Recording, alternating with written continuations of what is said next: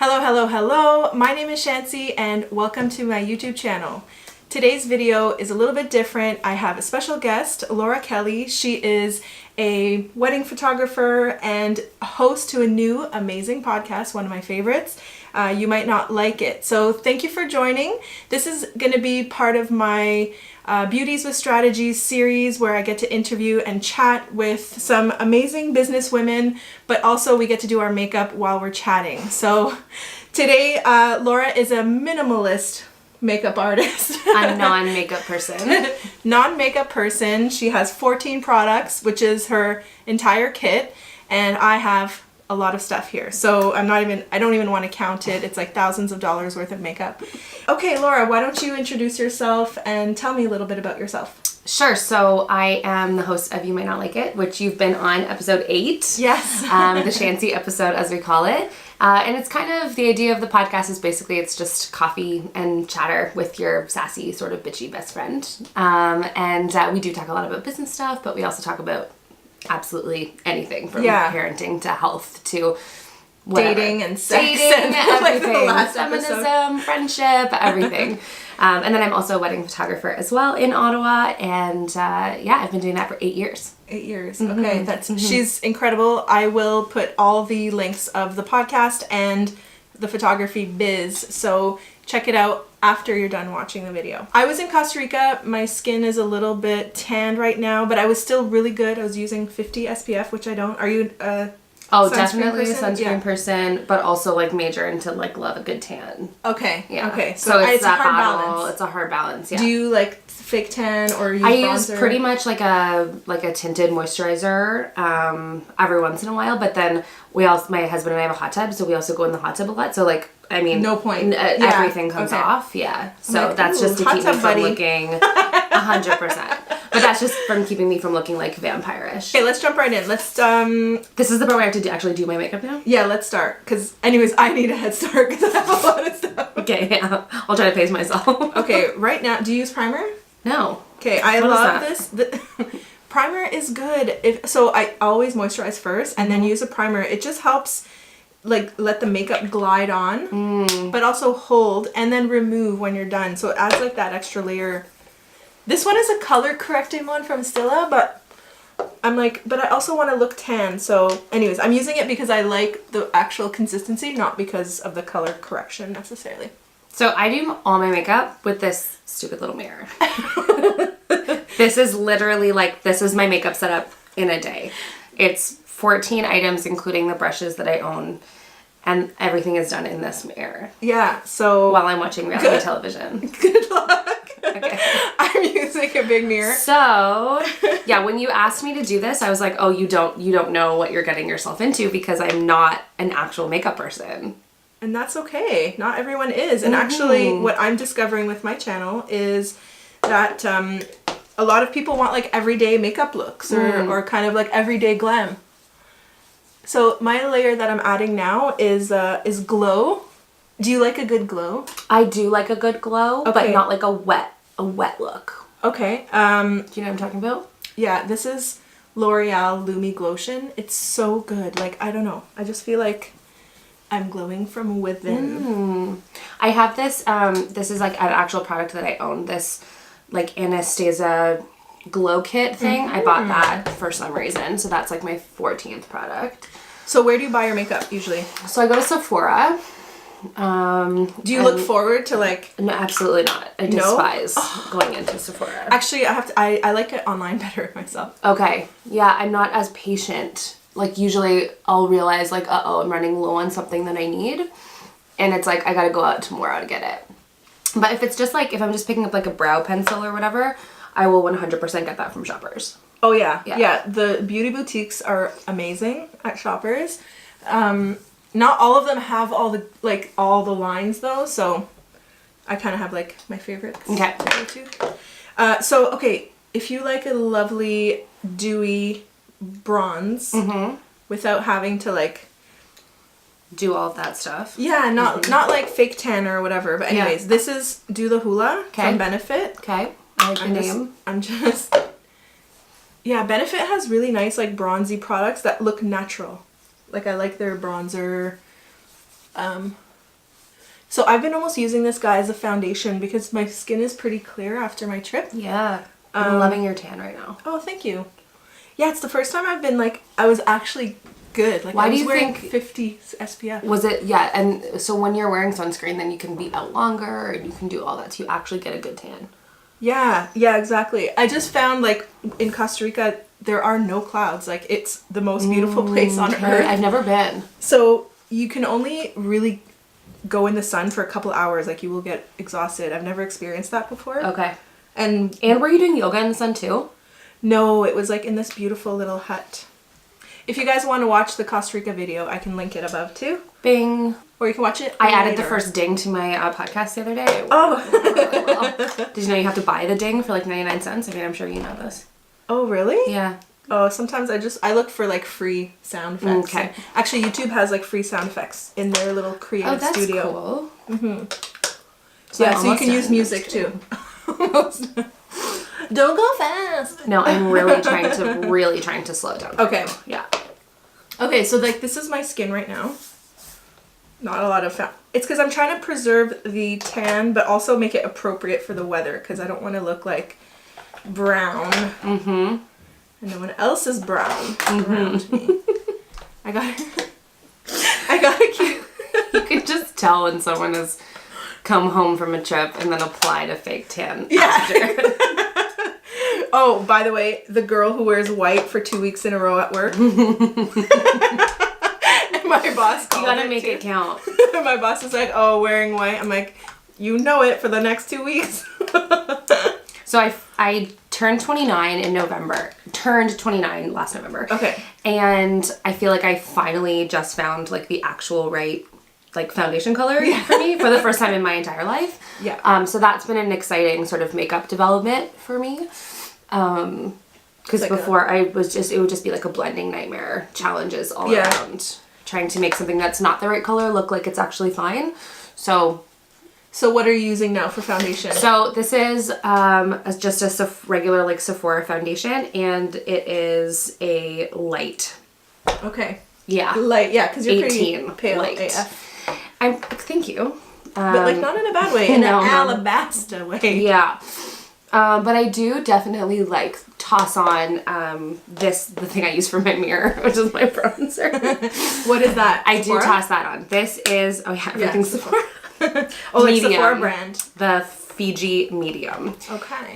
So yeah, that is my like bronzer, and that I can get a fairly good glow from that. Okay, so bronzer. Do you have a mirror face? Really? In the mirror?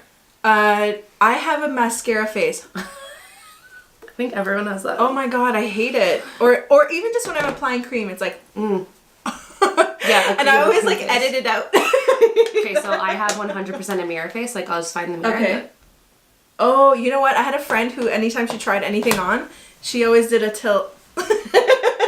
Yeah, like a hand in the hair. I don't think I do that. I'll have to check. You tell me if I have a mirror face. Okay, well. Oh, I have good hair day for our video today. I do not.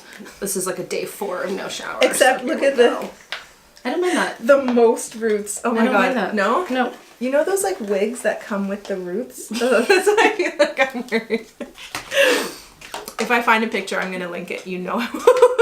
Ding. Okay, let's talk about some of your... Let's talk about those strategies now. So I want to learn a little bit about your journey of like starting your podcast or like interesting factoids or things that people take for granted. Ooh, interesting.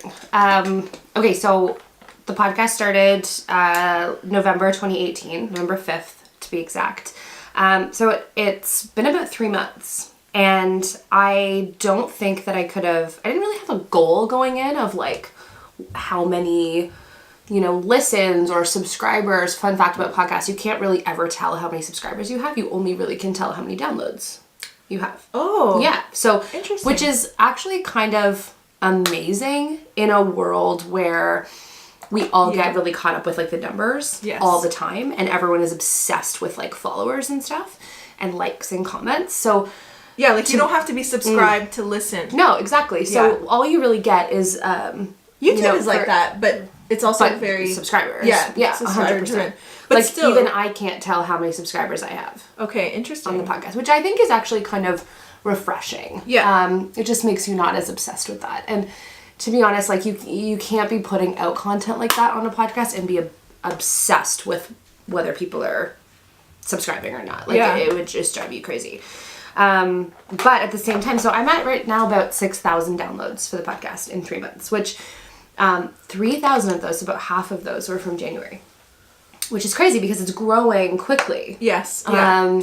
But the podcast really started out of, I was starting to get these emails 3 times a week, every single week, of people saying like, oh my gosh, I love what you're doing, not podcast related, but like Instagram related, wedding photography related, blogging, writing, workshopping, etc. Right. And people would be like, can I pick your brain over coffee? And I would get these emails a lot, and I always had to be saying no. Yes, like I charge $200 an hour for a coffee. Well, and that's the thing. Like, I've never tried to market myself as like a mentor or a coach. No, 100%. So because of that, it's not like I can direct them and say, okay, well, if you pay this much, I'll like, and that's just not the type of business that I wanted to be in. So because of that, I really had to try and figure out a way that I could give back and sort of share some of these answers with people in a different format where I didn't actually have to be sitting across from them having coffee. So I decided, well, wouldn't it be cool if the people that I am having coffee with, my inner circle, my like really kind of tighter group, like people that I'm networking with in a mutual way instead of just sort of a pick your brain way, it would be cool if I could record those conversations and share them, because I think the biggest thing that I learned was that so many things cross industries. So, for example, I was lucky enough to work in San Francisco and shoot the retreat of all the owners for the Daily Method, which is the gym that we both go to. Okay. So I went and I photographed the retreat.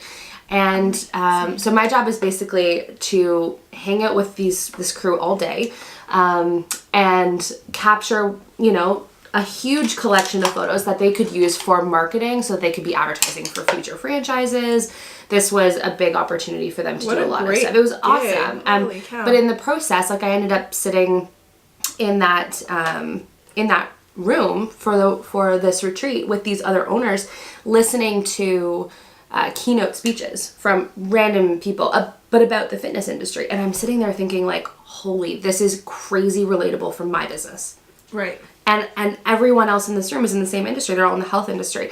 And I wasn't. And yet I feel like I was able to listen in on all of that and apply it to my own business. And I realized in that moment, like everything that I know about marketing, about wedding photography specifically, like it can cross industries and it is really something that could be interesting for absolutely everybody. Well, I mean, it's the same thing like as an individual. If you're strategic, intelligent, you've got a good network or whatever, you can work for any organization. Like everything your is skills always are transferable. Yeah, exactly. Yeah, for sure.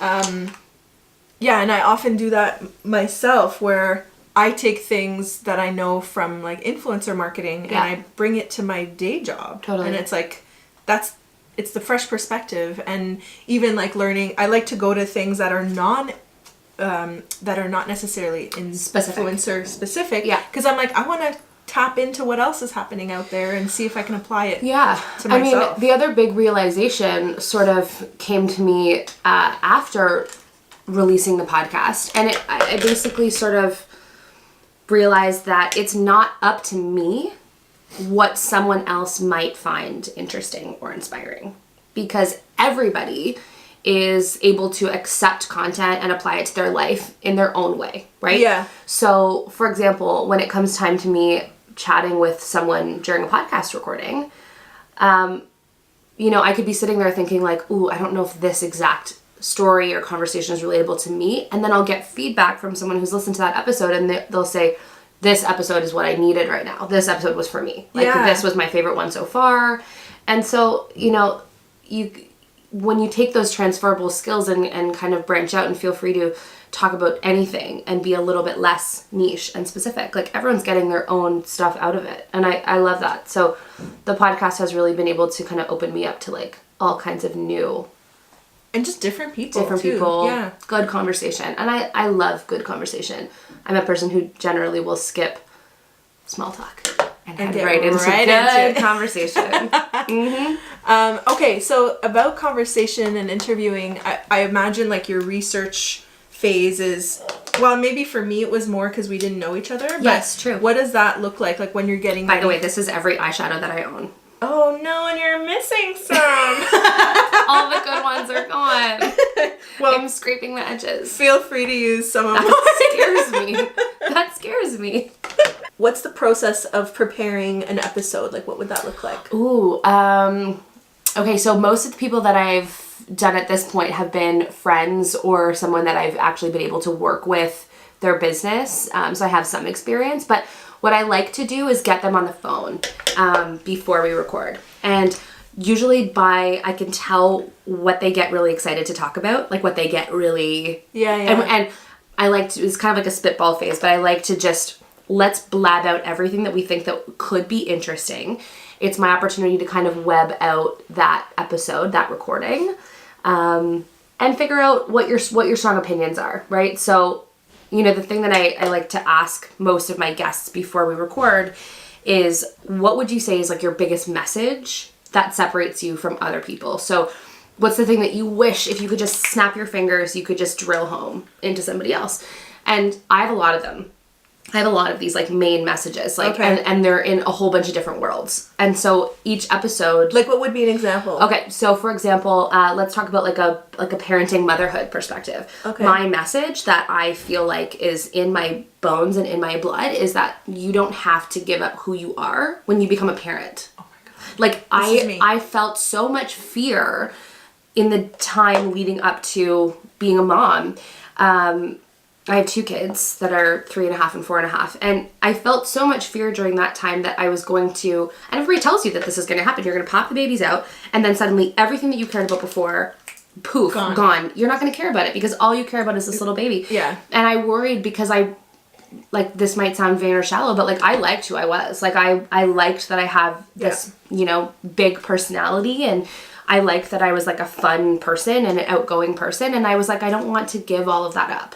And I also didn't want to become, to my poor friends who didn't really have a choice in the matter of me deciding to have a baby sort of young, I felt really bad for them if I was going to suddenly change everything about who I was and now only want to talk about baby wraps. Yeah. Like, kill me. Yeah. So I had so much fear about that, and I love being able to kind of spread and share the message that, like, just because you're becoming a parent doesn't mean you have to change who you are. So that's a message for me. Okay. In a business context, a message could be like, listen, if you're doing a lot of complaining, like if you're complaining that your competition is getting more work than you, or your clients aren't sending you nice testimonials, like anything that you're complaining about is an opportunity for you to make a proactive move. Yeah. And whatever it is that you feel hard done to, I try to live a life where I don't feel hard done to, period, end of story, ever. Like, we have our next door neighbors, Ottawa, winter's crazy, and like we live on a small street in the glebe, and all the complaining.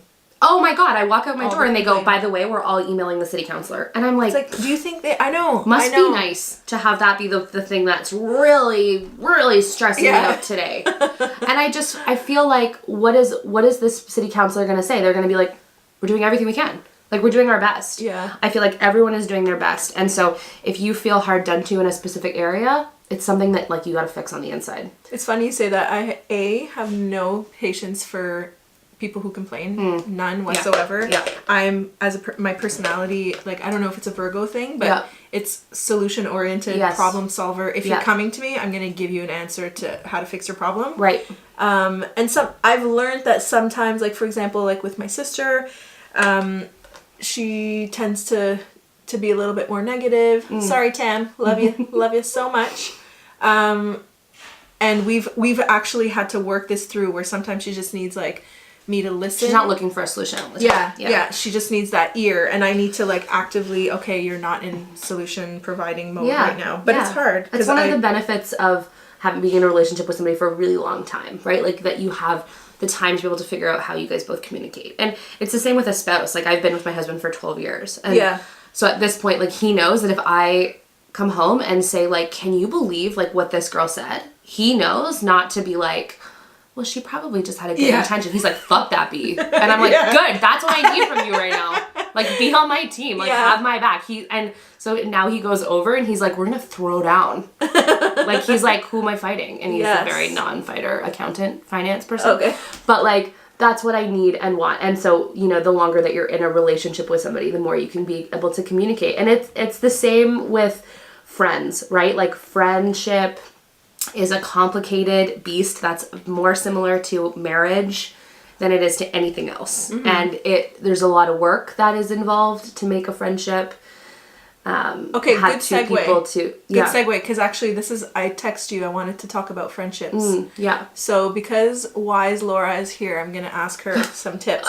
So I know that you have had this like aha moment with friendships and this, which we can get into. But first, I want to share like my personal problem. So maybe you can help me solve it. Good. So my entire life, I'm like, I'm the person that I know like a good person when I see one. So I'm like, ooh, I want to be friends with this person. Mm-hmm. So I'm like, good friend here. Yep. Let's all be friends. Yep. And then sometimes, story of my life is that now they're friends and like, I'm the forgotten one. And I was like, but I introduced you. Right. So like it happened in like elementary school. It happened in university, high school. You sometimes like, get left behind. Yeah, I'm like the networker that like, so, I mean, then I realized like, well, when two people have a connection, it's really, you can't stop it. Yeah, has nothing to do with me. And I feel the same way about like, you know, the boy I liked kind of thing. And if you liked someone else, well, that was out of my control. And but I don't know, can you speak to that? Okay, so I had a really traumatic, this is a good look. I've had a really traumatic friend experience when I was in grade, 5 maybe.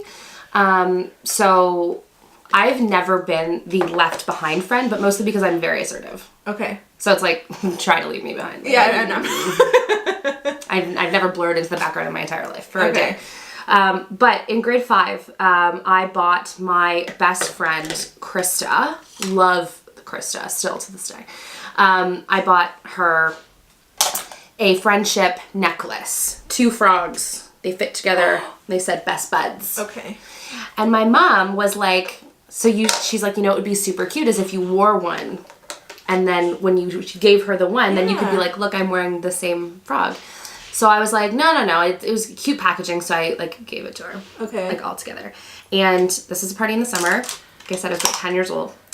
And we were all on the trampoline for the gift opening. You can see where this is going. I don't want to hear it. She opens it up. Oh my God, Laura, thank you so much. Sam Albert, do you want to wear the other half? I would die. I'm dying right now. I just got like the story gets so much worse. Oh my God. Because I was too upset by this whole experience to go inside and eat cake with the other people that I stayed outside on the trampoline while everyone else went and ate cake. Aww. Then I fell off and broke my ankle. Oh my God. Oh, it's the worst day of my entire life. I had this conversation yesterday with my husband being like, because it doesn't make sense. It's so real, right? Like, had this conversation with my husband being like, do you think you've lived the worst day of your life? And I was like, I mean, if not, then like it's about to go real south. Also, you're in grade 5, so it's like everything's big, right? Dramatic. Everything is big and dramatic. Yeah. Okay, so that was my like dramatic friend story as a child, but that's not the experience that like you were talking about that like crafted who I am. Yes. So I basically went to a conference in North Carolina.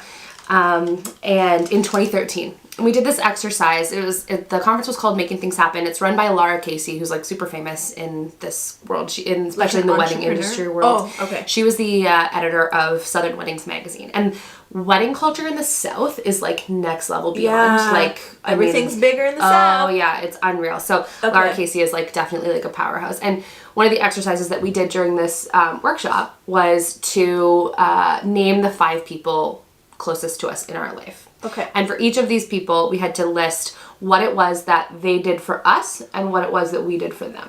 Like how do you make this person feel? How do they make you feel? So we talk about friendships and relationships in the context of this, and then we separate into kind of private time to write out our answers. And my answers were like my husband, like my mom. I talked to my mom a lot. And then a couple girls from the office that I worked in. Like at this time I had maybe a year before, I had just left my job as a legal assistant. And for how does my husband make me feel? Nothing but good. And how's my mom? Nothing but good. And then for these two girls from the office, I realized like, holy shit, like they make me feel resentment. And the story behind that is that I became a wedding photographer while I was working at the law firm. And these girls were very supportive of that. Okay. And I got a message from a client being like, hey, would you be able to add a second shooter to your package? Second shooter? I'm like, I just taught myself. Like, no problem, 1 second. Oh my God, yeah. I was like, so I go over to my friend's desk and I'm like, do you want to be a second shooter? Help me. And she goes, we got this. I will be your second shooter. I'm like, perfect. So I had a spare camera. I taught her how to use it, right? And she's like, and she was still pre-wedding. So she was like, oh my God, this is so fun. I love this. I want to do more wedding stuff. Like, this is awesome. And I was like, okay, great. So we decided that I was going to involve her as a second shooter more often. And at the time, my wedding was still about a year away. And we had a destination wedding. So you had to register about a year ahead in order to like go and book a ticket, right? Right. And she was like, you know what? I don't think I'm going to be able to afford to come. So I was like, okay, no problem. And then I said, you know what? Like back then to go to Punta Cana all inclusive for a week was like $1,250. Right. So I was like, what if we work together for 6 weddings and I'll pay you $200 a wedding? I'll And pay then for you to come to the wedding, right? Yeah. And she was love like, it. amazing. So we did that. I had a wedding show. And I sold a package that included a second shooter and I bought my prices up $200 and I basically made like not really any of that money, and that money went to someone who's not a real shooter, but like at the same time, like who was I? So it was all good. Can't and judge. then, yeah, exactly. And then it came time to deposit for the wedding and she said, actually, I think we're going to get a car. With the money? Oh yeah. I mean, and that was... That's a toughie. That's a difficult one because, it's not my money to spend for her. And yet... But it was your plan. I kind of made that happen for us. Yeah. Right? Yeah. And she was like one of my best friends at the time. So the idea that like, it was kind of like go to your best friend's wedding in Punta Cana with the money that she kind of like helped you make. Oh, right, yeah. Or right. like... get a car. So anyway, after that, I couldn't really get over that. And that was my own problem, right? Like every time I would see her come to work and she'd be like, nailed it, haired it, like new bag, I'm sitting there being like, cha-ching, cha-ching, cha-ching, like adding up in my mind. Like, how could this girl have come to my wedding? So I couldn't let go of that resentment. So I realized it was a problem that I wasn't going to be able to solve for myself, and I had to like let this friendship go. So I sent her a breakup email. Okay. Mm-hmm. It was bad. Like it was really, and she was upset. She cried and called me. I've written a letter breakup to a email? friend.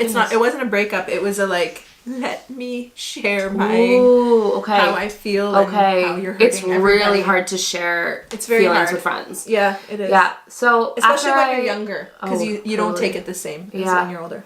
So after I sort of broke up with my friend, who I realized was not good for you. Not good for me. Yeah. I had no friends, which sucked.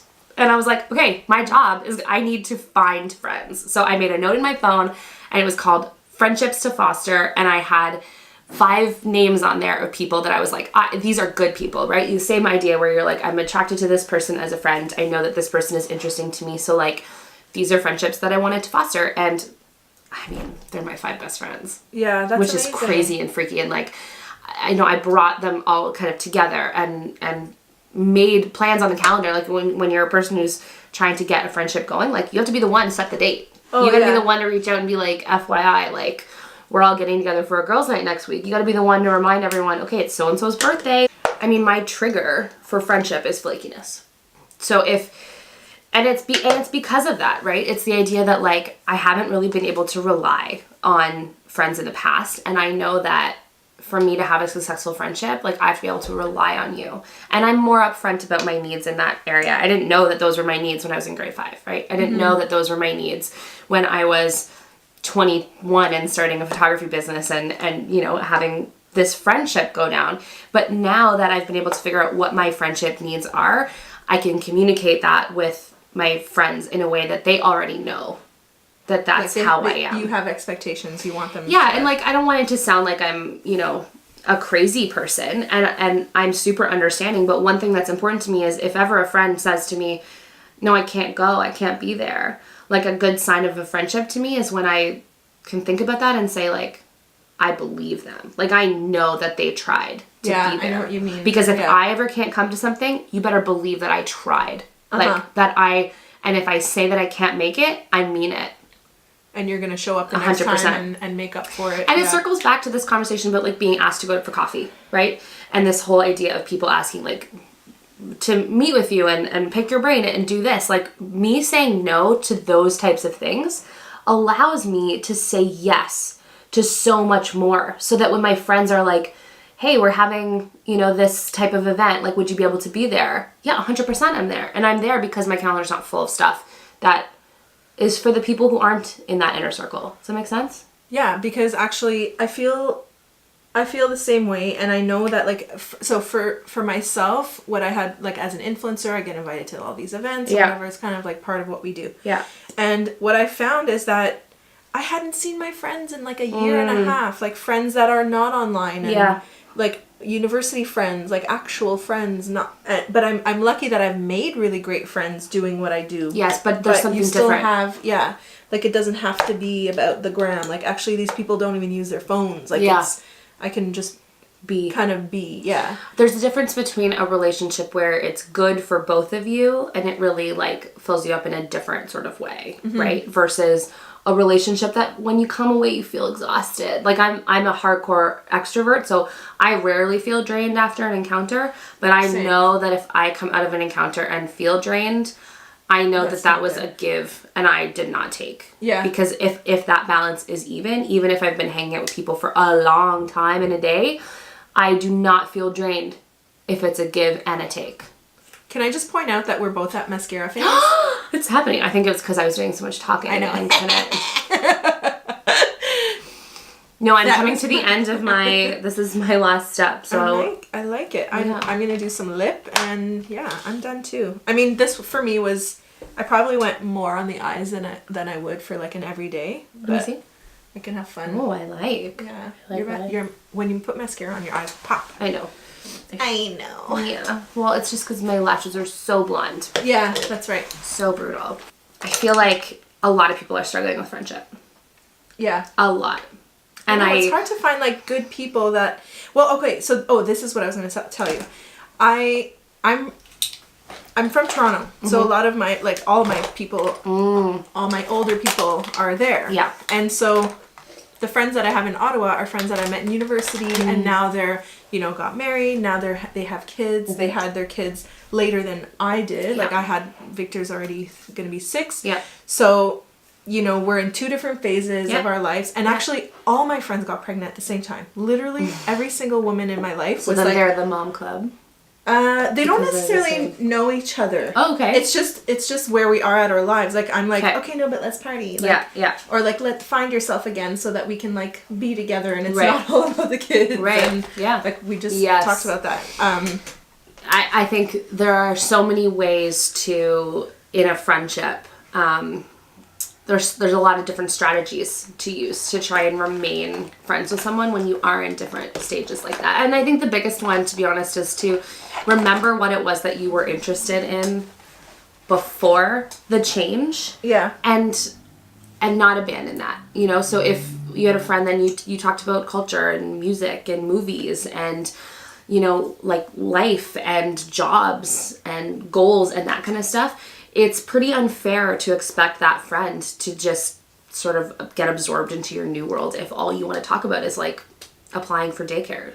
Right. Right? Yeah. So to try and remember what was important before the change. And like because it's been a personal goal for me to not change who I was after having kids. I mean, a lot of effort had to come on my end too, that I wanted to make sure that I never stopped getting invited to stuff. So in order to stop let me tell you, if you want to stop getting invited to stuff, you got to say no a lot. And I never wanted that to happen. Like I never wanted people to say, well, no, like she has a baby now, so she can't come out. Oh, I brought Victor to everything. See, we hired babysitters. Okay. But also like, I also married the right dude. So he is not the type to be like, well, where are you going and how long are you going to be gone? And like, can you be back for this time? Because no. And we both do that for each other. Right. So Same here. That's a big have a good one. Co-parenting, not babysitting, that kind of stuff. But I again, it comes down to effort. And I was willing to put in effort for friendship and still am. And when I don't ever see that getting returned back to me is how I know that that's not a good friend. Yeah, I know. And I don't want to like, I think I'm like a giver for friendship. Like I'm always give. And I feel like I don't always have the people giving back. My other thing is that, so I wonder like, if how clear have you been with your, what is your friendship language, right? Like how clear have you, all of my close girlfriends would know that my trigger is flakiness.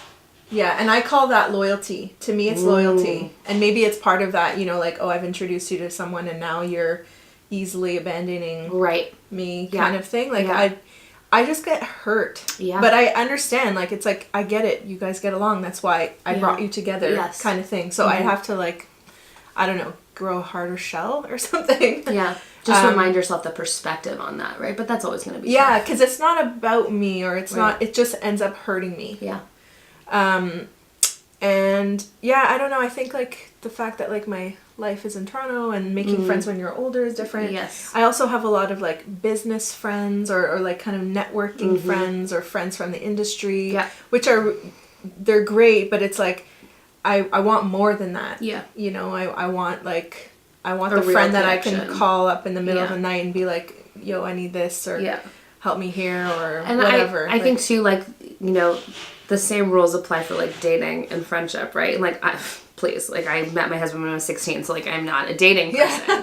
However, I think the only way that you can get to a next step with a friend, if that's what you're wanting, is to take it, right? And so, there are people who I feel like we're at this level, and what I really want to do is be able to talk about more like day-to-day stuff, right? Because when you have a friend where you can say like, oh my god, like the heating guy like isn't coming till 2, like that's a real friend, right? When you can tell them like what is actually going on in your life. But the only way to kind of get there with a friend who you normally talk about being like, oh my, are you going next weekend? Oh yeah, see you there. If that's your text, the only way to do that is to tell them about your life, right? Which is hard because you're basically stepping out on this ledge and being like, do you want to hear about my day? And I think a lot of people worry that nobody cares about what they have to say. Yeah. Okay. So if the person doesn't respond to that, does that mean they're not for you? Or no. I mean, there yet? Like there has to be a perspective there, right? Where you think, has there ever been a time where someone's texted me and I haven't been able to text back? Oh, 100%. A lot of times. And what if that was that opportunity for them, right? But if you're constantly sharing about their life, like it could take a long time for somebody to get there with you. Yeah. And so it just depends, like how much do you want to give into that relationship before you're expecting a return. Yeah. I guess I feel like I'm always like, oh, do you want to do this? Do you want to do that? Like I'm like initiating and like not seeing. Yeah. Oh, well, and friends belong in different files, right? There's a filing system for friendship. The same way there's a filing system for like memories and all of that. And I think sometimes it sucks to have to do the paperwork, as like Carrie from Sex and the City would say, but like when you have to take a friend from one pile, like if you have a friend who is your going out friend, they're your friend where you can be like, bitch, like we going out, like you want to come like meet me at this place at 9:30. They're like, oh my god, I'm so old now because I'm like meet me at 9:30, girl, late night, meet me at 9:30. But when that is your friend and then they have a lifestyle change and they are now the person who that's not what they want to do anymore, you can't keep inviting that girl out at 9:30, right? If that's not who she is anymore. And you got to refile and say, where does this friend belong? Yeah, she's the brunch girl 2 weeks ahead of time. And every relationship is going to be super different and it's going to change. It's the same way that like, some people who work at the same place, as soon as one of them leaves, the friendship can't withstand. And other people can say, oh, we've been friends for 14 years because we used to work together at Lululemon. Right. I know, and like people change, life changes. Sometimes it's like it's a money thing. Like maybe you've got and so you gotta file them into the poor girl folder. Yeah. The like that's what I mean. You gotta label them real labels. The potluck come over. Yeah. Or the I'll treat you. Right, exactly. Yeah, like, don't worry, I got you. We have fun for free together versus like we have fun when we go out and do these types of things. Or like your athletic friends or whatever. Yeah. No, that's a good way to see it. Maybe I need to do some paperwork. When you adjust your expectations of a person, you can save yourself a lot of resentment. Okay, so here's another little thing about friendship. I find that the people that I like want to hang out the most with are the most like me, and therefore the least free to actually hang out. You think? Because they're great. They're like me. No, it's more like I'm like drawn to the like smart and ambitious and they're busy and I'm busy, but I'm like, but I want to be your friend. Like, how does this work and how do we make this happen? I know that, you know, booking things ahead of time is like key. But also if there's a person whose life you want to get into, it kind of becomes your job to fit yourself into their life. Yeah. A little bit. Yeah, that's true. Right? Yeah, I see. You know, there are people who I know that I can't just contact and be like, hey, are you free for coffee like tomorrow? That's not going to work. And so if there are people that I really want to get to know, like it becomes, if that's something I'm willing to devote time to, it becomes my job to fit myself into their life. Yeah. And you do that for friends at different stages. You know, I have a friend who just had a baby 4 days ago. And for her, like for the next 3-4 months, like we will be fitting ourselves into their life. Yeah. Right. Yeah, and they did that for us. And that is awesome. Like when you can be that for both sides and trade that off. But you know, I'm not going to be inviting, like I will still invite her out at 9:30 sometimes. Like, I know that do you wanna? Right. But just see if she's yeah, exactly. But that's the thing. Like I don't want to let that friendship's going to change, but I want it to change only in a good way. Yeah. And the bones are strong there for that friendship to change. She'll come out of her 100%. Yeah. But it's also, I know that right now my job is to fit myself into her ecosystem. Yeah. And make friendship easy for her when she's in a place that it's not as easy. Do you know what I'm saying? You trade off who it's challenging for. Yeah. But it only works if you can trade. Yeah, you gotta do some relationship. paperwork. I do have to do some refiling. Yeah. I don't like paperwork. But I'll do it for friendships. Well, and less resentment, right? Who can't use that? Right. Yeah. It's good clarity for myself. Yep. Okay, I feel like we're good. We're done. We chatted. We got it out of our system. We're ready for the grocery store. Yeah, exactly. Ready for paperwork. Yeah. Yeah. So thank you guys for watching. I hope you guys enjoyed the little episode. It is a new format. Let me know what you guys think of the new format in the comments below. And let me know what resonated with you. Let me know what you love about Laura, and I'll make sure she and my checks out 15 products. Oh, right, the makeup. Yeah. Who did it best? Let them vote. Oh, God. Laura or Chantsy? A non-makeup person or a makeup person? Thanks, guys, for watching. Don't forget to watch more videos over here. And, of course, don't forget to subscribe in the circle over here. Bye. We'll see you in the next video. See ya.